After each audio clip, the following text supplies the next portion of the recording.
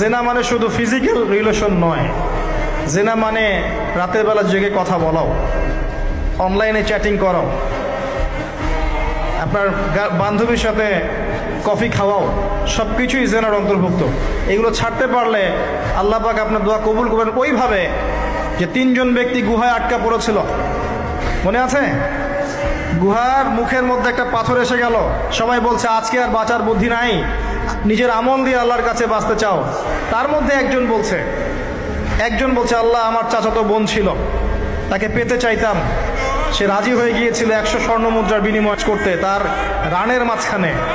সে ওই সময় বলেছে তুমি আল্লাহকে ভয় করো, আমি মুদ্রাও দিয়ে দিয়েছি, ওখান থেকে আমি জেনা না করে চলে আসছি। আল্লাহ, এই কাজ যদি তোমার পছন্দ হয়ে থাকে, আজকে এই মৃত্যুর হাত থেকে আমাকে বাঁচাও। এই পাথর সরে গেল। এটা দলিল দিলাম, জেনা ছাড়তে পারলে আপনার দোয়া, যে কোনো দোয়া আল্লাহ কবুল করবে ইনশাআল্লাহ।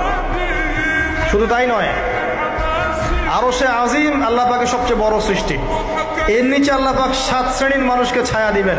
তার মধ্যে এক শ্রেণী হচ্ছে সেই যুবক যাকে কোনো সুন্দরী নারী আহ্বান করেছে খারাপ কাজ করার জন্যে, উচ্চ বংশের, সে বলেছে আমি আল্লাহকে ভয় করি। পারবেন ইউসুফের মতো হতে? আল্লাহ পাক তৌফিক এনায়েত করুন, আমিন। আপনি জেনা থেকে দূরে থাকেন, আল্লাহ পাক আপনার ঘরে খাদিজা রাদিয়াল্লাহু আনহার মতো মেয়ে দিবে ইনশাআল্লাহ। আপনি 10টা ঘাটের পানি খেয়ে আসবেন, দেখবেন এমন বউ আল্লাহ কপালে জুটাইছে, সে মাশাআল্লাহ 20 ঘাটের পানি খাওয়া। হ্যাঁ, কিফাউন কিরাম, আল্লাহ পাক একদম দুনিয়াতে ইকুয়ালি ডিল করেন। আল্লাহ পাক আপনাদের প্রত্যেকের পারিবারিক জীবনটা সুখী করুন, দোয়া করি আমিন। ইউসুফ আলাইহিস সালাম তারপর এগিয়ে চললেন, প্রত্যেক আকাশেই মারহাবা মুসাফা হচ্ছে এবং সালাম হচ্ছে। 4র্থ আকাশে নবী সাল্লাল্লাহু আলাইহি ওয়াসাল্লাম দেখছেন ইদ্রিস আলাইহিস সালাম। ইদ্রিস আলাইহিস সালামের কথা সূরা মারিয়ামের মধ্যেও আছে, পড়ে দেখবেন। সালাম বিনিময় হলো, নবীজি এগিয়ে চললেন। 5ম আকাশে তিনি দেখছেন হারুন আলাইহিস সালাম। কার ভাই? মুসা আলাইহিস সালামের ভাই। তিনি কিন্তু মুসা আলাইহিস সালামের সাথে ফেরাউনের সামনে গিয়ে দাওয়াত দিয়েছেন, মনে আছে? আরেকটা কথা বলি, কোরআনে দাড়ির দলিল আছে? দাড়ি বলবেন নাই।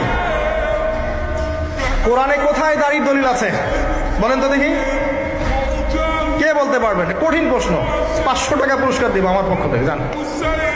যদিও 500 কোনো টাকাই না, টাকার মান দিন দিন কমছে।